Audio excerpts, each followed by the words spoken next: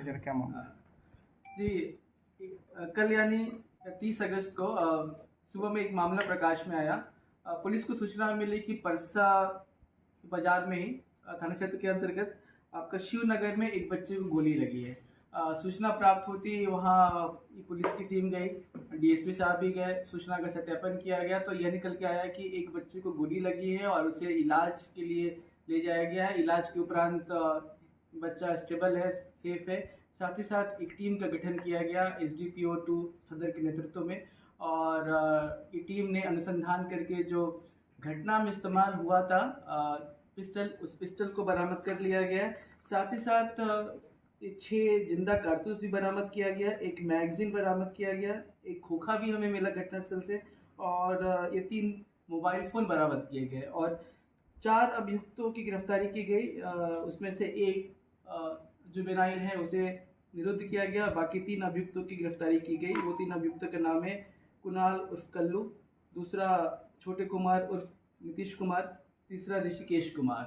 तो प्रकरण कुछ इस प्रकार से है कि ये जो पिस्टल था उस घर में ये कल्लू के द्वारा रखा गया था, ये उसी का घर था और वहाँ पे कुछ बच्चे खेल रहे थे जो इस कल्लू के रिश्तेदार ही थे।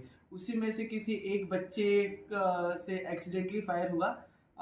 हालांकि ये अवैध हथियार है और अवैध अग्नेयास्त्र की बरामदगी हुई है, तो बरामदगी के साथ ही जो विधि सम्मत कार्रवाई होती है वो वो करते हुए एफआईआर करते हुए इनको गिरफ्तार किया जाता है।